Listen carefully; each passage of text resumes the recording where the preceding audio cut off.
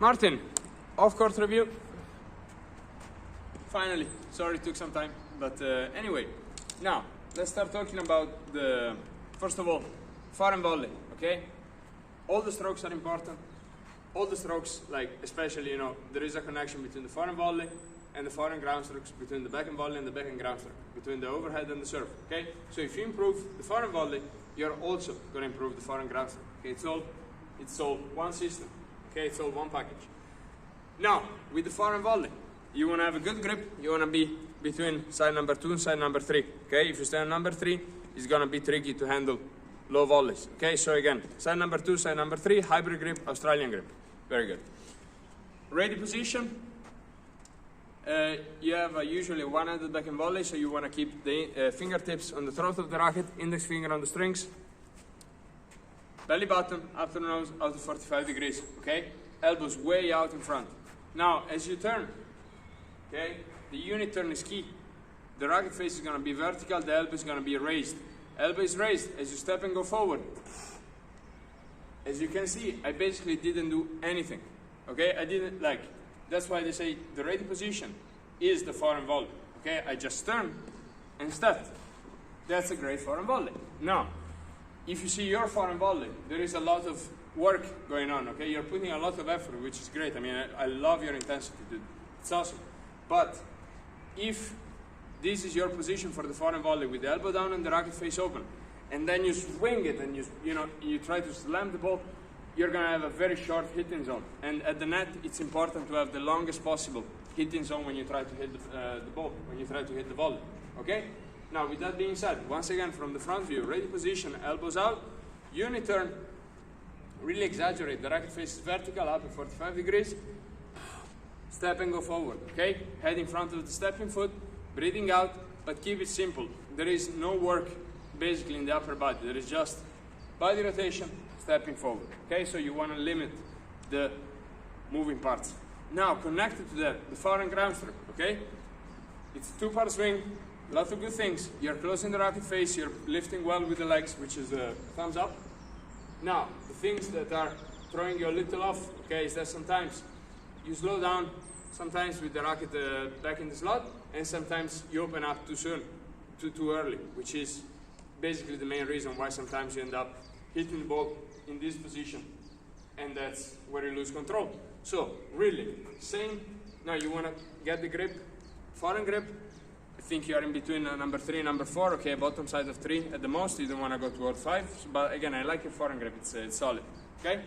So from there, ready position, elbow, belly button to the nose, out to 45. Elbows out, you turn for a foreign volley, the racket face is slightly hooded, okay? You turn more. Now, as you can see, the elbow is still raised. I didn't drop it. Racket face is hooded, I'm turning. Really, lots of body rotation. I'm going down. Now, you don't want to stop. I'll just stop for demonstration purposes, okay? Racket face is basically closed, 30 degrees closed, okay? Contact point, the hands are closed, mirroring each other. You lift and hold, okay? One more time, I'll show you this is the textbook hitting zone, okay? Which is great to practice when you rally slow, when you teach, when you feed balls, okay? This is how you want to feed balls. This is how, and that's great that you're learning all this stuff because it's going to help you, it's going to help your students, it's going to help, in general, I hope it's really going to help the game, okay? So, from here, ready position, elbows out, you want to turn, you want to keep the elbow up, turn as if you're looking at the ball out of the corner of the right eye, okay? 1, 2, okay? At contact, the hands are close to each other, they're coming up a flight of stairs together, and then clap your hands, catch the racket, okay? So you don't want to end up in this position as you hit the foreign, okay? You want to try to stay at contact more toward the net post than more toward the right net post than toward the left net post, okay? That's so key. Good thing that you're lifting, good thing that you're breathing out, okay? Now, backhand volley, backhand ground stroke. Grip, you turn, you change the grip on the right side of 1, okay? The non-dominant hand, you can take it on side number 3, maybe bottom side of 3, but again, you don't want to go too extreme, okay? The more extreme you go, the closer you're going to get to the body. So you really want to try to keep, again, I'm talking left-handed. Of course, it's side number 3 for a left-hander. So 1, 2, 3, the other way. Now, ready position, racket center, uni-turn, the elbow stays up, racket face stays vertical, okay? I change the grip, I'm pivoting my foot. Uncomfortable, okay? I'm not putting effort, I could fall asleep right here. Like, really, this needs to become like natural for you, and you can have it also like in your luggage for demonstration purposes, okay? So again, you wanna relax, you wanna transfer all the weight over the left leg, head of the racket up, 45 degrees vertical, step and go forward, the head stays over the stepping foot. Again, I just change the grip, okay? You wanna see a back and volley? I turn and change the grip, okay? And then the rest is just stepping forward. But again, this elbow needs to stay up. Limit that, you know, on the two-handed back and volley, you want to limit the work that you do with the upper body, okay? You're not chipping, you're not chopping, you're not swinging, you're not, you know, you're just turning and stepping. And that's very important. It's going to be important for the backhand, for the backhand return. Backhand ground stroke, you're breaking the swing in 3 parts. You want to use gravity. You want to break the swing in 2 parts, okay? You want to turn for you know, two-handed back and volley. You want to turn more so that you're looking again at the ball out of the corner of the right eye, all the way, okay? As you can see, my elbow is still raised, and the racket face is up at 45 degrees. 1, 2. Right now, if you go back to your technical tape, which I appreciate so much that you actually took the time to watch it several times, study it, send me notes, okay? Thumbs up, good job. But again, from here, 1, 2, okay? You don't want to go like 1, 2, stop, and then swing with a short follow through, okay? On both shots, you want a high, you know, you want to go out to the target as long as possible, lift up, kiss the bicep, and catch the racket. Same on the backhand side, okay? Want to go up, kiss the left bicep. 1,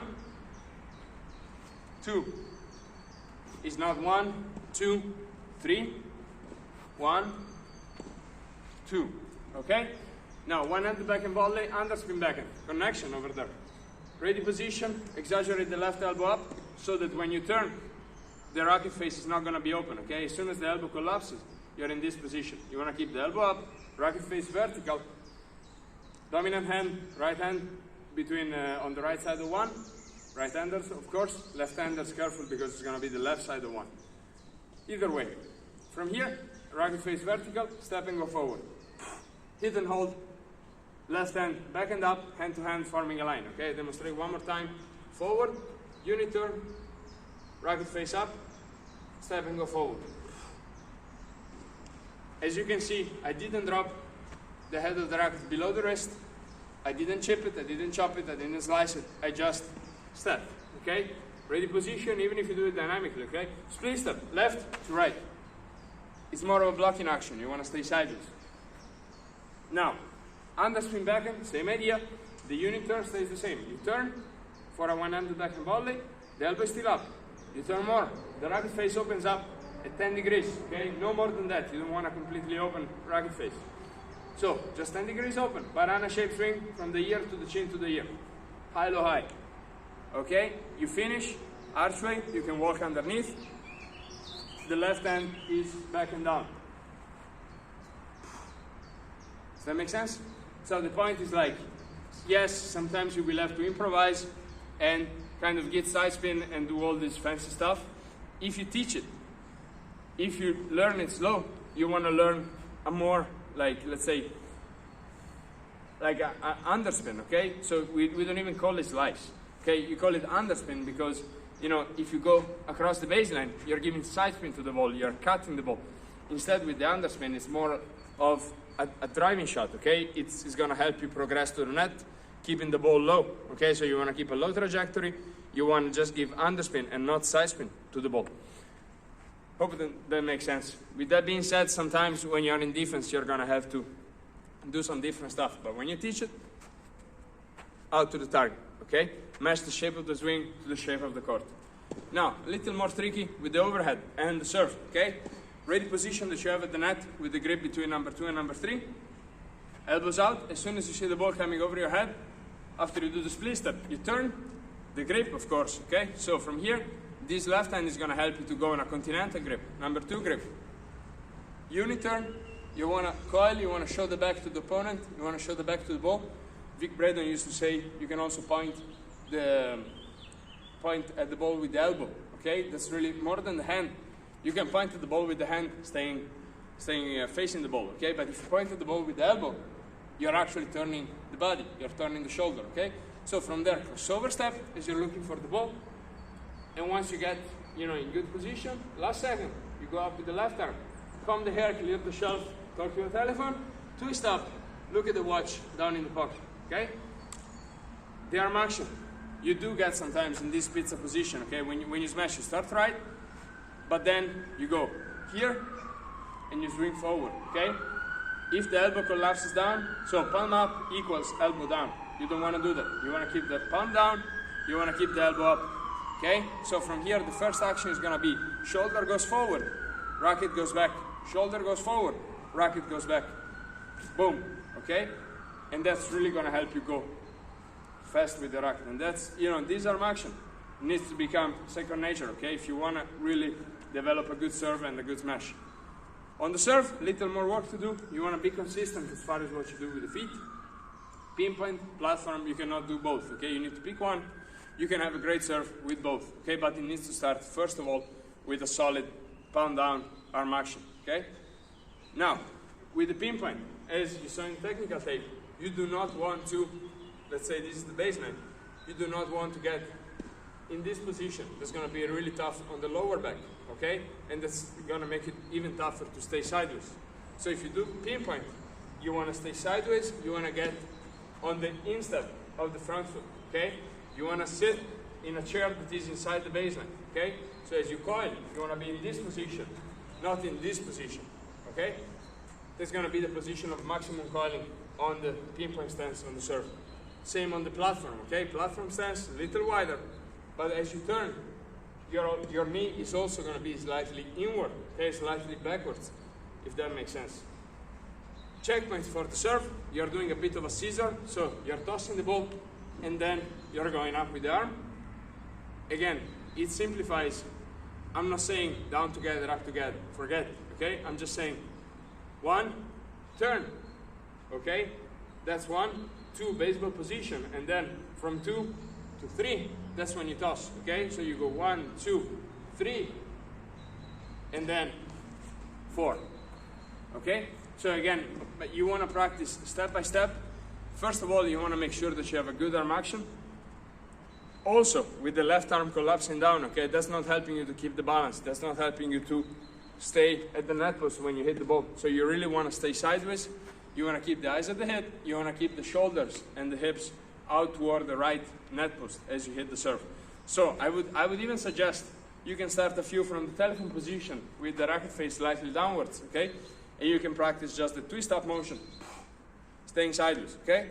So short toss from the belly button, inside the court, twist up, keep the balance. Second step could be from the salute position, okay? As we were practicing yesterday, keep the racket still, belly button, sideways, toss, and stay sideways. Keep the left arm up, power X on top, power X at the bottom, okay? Really, that's gonna help you swinging upwards, down, low to high, left to right. Next step could be from the baseball position, cobra position, we call it the third base exercise, okay? So you turn, bottom scale number 2, tap the ground, belly button, ball in front of the belly button, toss, and go. You can do all these exercises, you know, forgetting about the legs for a second, okay? And then when you start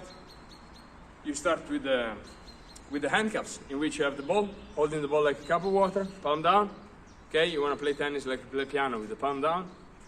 Head of the racket is slightly open, not completely open, not completely closed. If it's closed, you have a foreign grip, okay?